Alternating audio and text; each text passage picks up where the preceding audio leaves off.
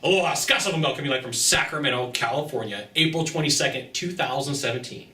4 o'clock in the afternoon, perfect day to talk about sales. It is always a good day to talk about sales.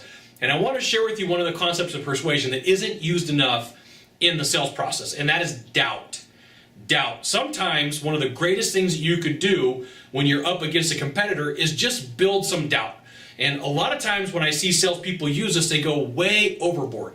And I want you to think of something as a virus in the mind. I want you to think of something more of, like, all I got to do is just get this little bit of conversation started. It doesn't mean you have to go all the way. All you have to do is just build a little bit of doubt, okay?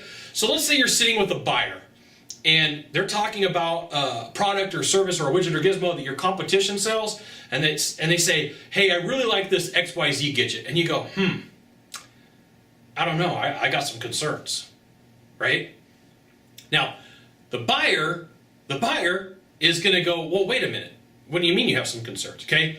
If you take your time and you do it right, the next thing you know is you have some doubt. You're not, they have that saying in sales that telling isn't selling. And sometimes your job is to get the buyer to chase you. And the way that you do this is by creating some doubt. So the buyer says, hey, I've got a proposal from XYZ company. Huh. Yeah, okay. Right? Sometimes it's your reaction. It's not necessarily the words that you say. Sometimes it's like, wow, oh, right? And like you could just do that. You could go, oh. And they go, whoa, wait a minute. What do you mean, oh?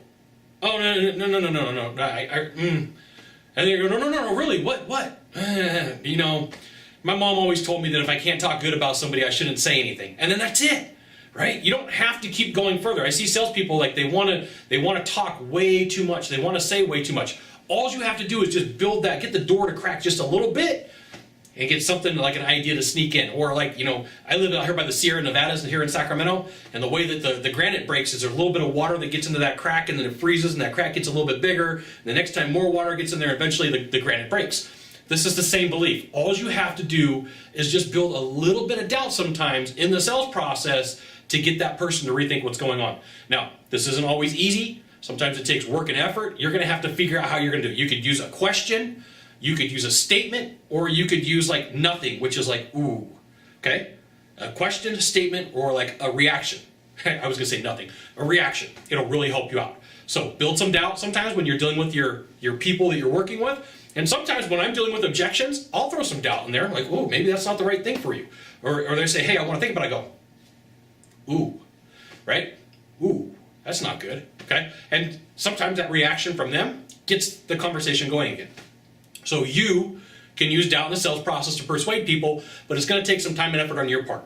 So learn how to do it. One of the best ways to do this is practice in a non-sales process. So you're meeting with a significant other, you're meeting with some friends, you're meeting with some people. Like the low-value conversations is one of the best ways to learn this. So if not important, low-value conversation, figure out a way to use this to your advantage. So you got a question, a statement, or a reaction, and see what people do. And then after a couple weeks of practicing it, put it in your sales process. Now, if you could do a small favor for me, in the box down below, leave a comment, question, or story. That'd be fantastic.